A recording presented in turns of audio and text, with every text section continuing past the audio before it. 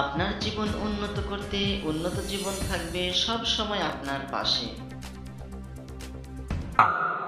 আল্লাহ বললেন, ইয়া আইয়ুহাল্লাযীনা আমানু লা ইয়াসখার কওমুম মিন কওম। ওহে আমার ঈমানদার বান্দারা, শোনো শোনো, খবরদার কখনো কোনো মুমিন বান্দারে ঠাট্টা করো না, অবজ্ঞা করো না, ঠাট্টা করো না।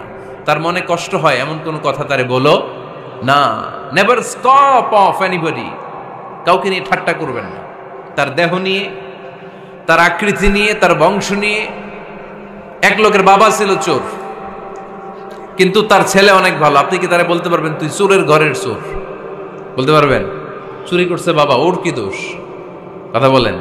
এগুলো কবিরা গুনাহ। আওয়াজ করে বলেন তো কি গুনাহ? কবিরা গুনাহ। কারো আকৃতি নিয়ে, আমার ফরিদপুরের কলিজার টুকরা যুবক ভাইরা, কারো আকৃতি নিয়ে কখনো অবজ্ঞা করবে না, তুচ্ছ জ্ঞান করবে না। এটা কবিরা গুনাহ, এটা আল্লাহ খুব অপছন্দ করেন। এর কারণ আকৃতিটা আমাদের হাতে নাই।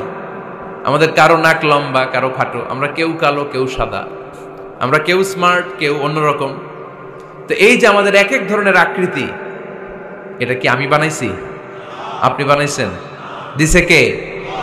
এই জন্য কারো দেহের গঠন নিয়ে যদি আপনি অবজ্ঞা করেন, এটা প্রক্ষান্তরে আপনি স্রষ্টাকে নিয়ে অবজ্ঞা করলেন।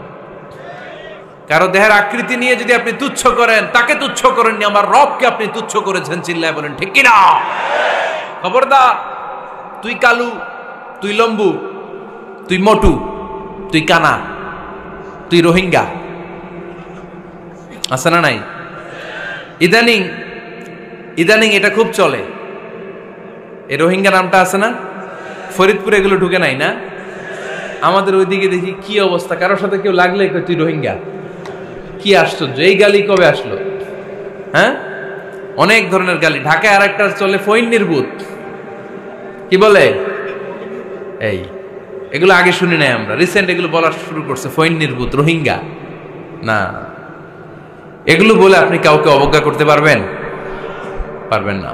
খবরদার, এটা কবিরা গুনাহ, এটা ছোট গুনাহ মনে করবেন না।